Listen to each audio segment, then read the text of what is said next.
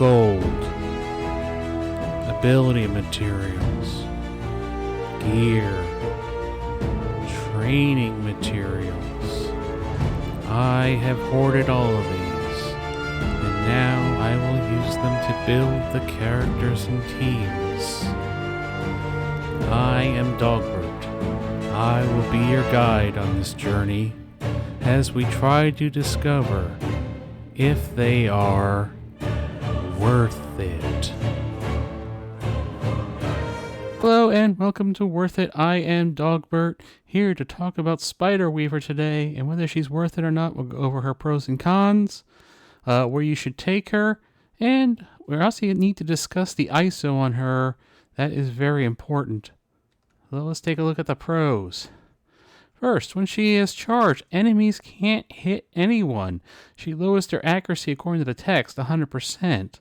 I think it's just 100 accuracy in game though, not actually 100%, because it was 100%, nobody would be able to hit. And in fact, like people like a Kate Bishop, or also Hawkeye, Daredevil, they wouldn't be able to hit at all, but yet they can for my testing. So I think that's what it really is. On top of this, don't forget that there are unavoidable attacks, aka Bionic Avengers, Doom's Basic. I believe Polaris has one. Maria Hill has one where she summons the troopers. These attacks will still hit no matter what, but she will not lose the charge then. She only loses the charge when somebody misses. And those misses are very huge. Like going against Darkhold and you have Eternals, all of a sudden, Agatha misses everything. She can't stun the Eternals. Morgan misses. She can't land an ability block. She can't put debuffs on you. Things like that. She does have a fairly large hit point pool because she is a newer character, and that's what they all have nowadays. So that is going to make her a little bit more survivable and very helpful. She can heal herself and the team and a couple allies on the team, or she has her Tangled Web allies. She'll heal them and a couple of the extra 2 allies on the team, depending on what you're using her with. And she will gain an extra charge on the special. However, she only gains this charge if she doesn't have a charge, so you don't want to be using the special unless you really need to heal or spread some buffs to gain that charge, because you really want those charges to keep her, doing her job of making the enemies miss. She can spread the positive effects. This is again on that special. So if she has a bunch of buffs you want to get out, then you want to hit that special. There's, on the first turn, you can either do the special or the ultimate. It's up to you whether you want 1 charge or 3 charge if you're using outside of Crucible, 5 charges if you're using her in Crucible. So you'll have to make that decision. Sometimes it's actually better to use the special first. Sometimes it's better to use the ultimate first. And that ultimate does apply trauma and stun if she lands it. Don't forget this still has a focus resistance check. It's not guaranteed. But she does land it, meaning with a focus and stun, a character like, say, Doom will get stunned, even though he can't be stunned normally. But because of trauma, he can't clear the stun. So keep that in mind. And last but not least, someone killed by her does not revive. This is an anti-Dormammu thing, but it could also be against like an Ultron who has a natural revive, against the Infinity Watch like a Gamora, Nebulous, things like that. They're not going to revive. Now, this does not apply to Heroes for Hire because they do it off the charge mechanic. That is different. So keep that in mind. Cons. Actually, no, never mind. Heroes for Hire can be killed like that. They won't revive, even without the charge mechanic. Never mind, I was thinking revive once. So ignore that. Okay. Now back to cons. She does need 3 T4s to actually work correctly. Those being her passive, her ultimate, and her special. They need to actually have those T4s to make her to work correctly. The basic is a luxury, nice to have, recommended. I would put it in more recommended. You pretty much want all the T4s on her, but realize in order to make her work correctly, you need all these 3 T4s on her. That makes her T4 heavy and dependent. She does have lower focus, like I said. If you land the stun and trauma, it's nice, but not guaranteed because she does have a lower focus. And she is yet another mystic character. How many friggin' mystic characters do we have to have that are so powerful?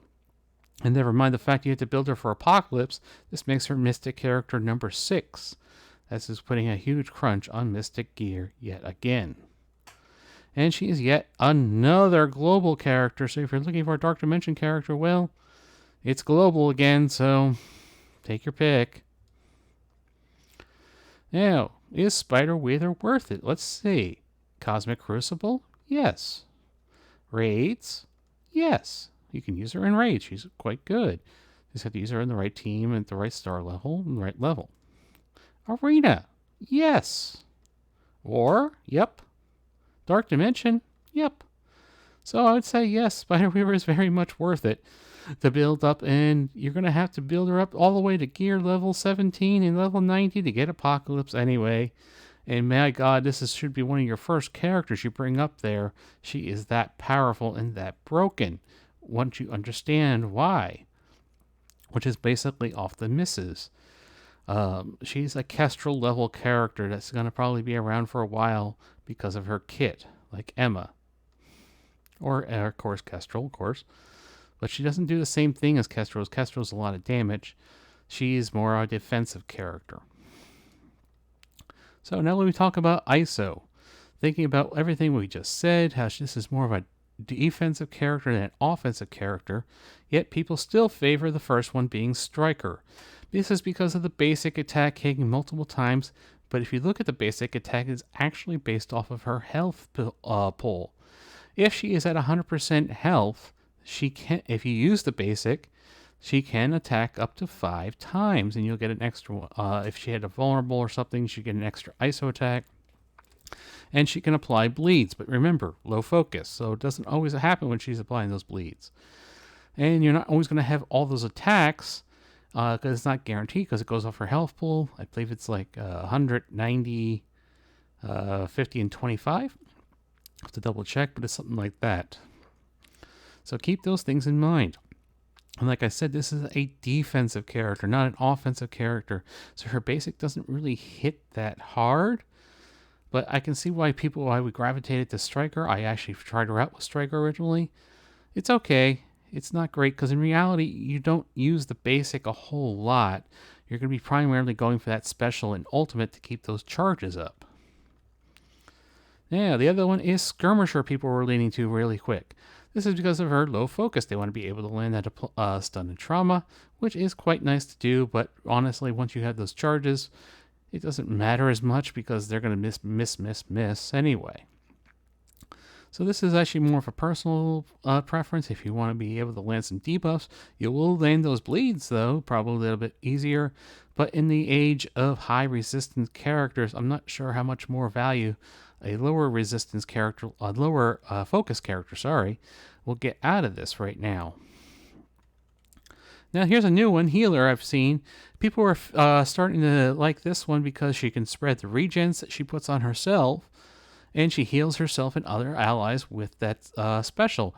If she'll heal the Tangled Web allies plus 2 random allies. If there's no Tangled Web, she just heals herself and 2 random allies. So it is quite useful, and you could spread those regens and heal her up a little bit more and heal up the team a little bit more. But how often are you going to really be hitting the special and needing heals when everybody's missing? Yeah. That's why I don't really like that. Now, the fourth option is the one I'm actually running myself, and I am now biased towards because I really like it.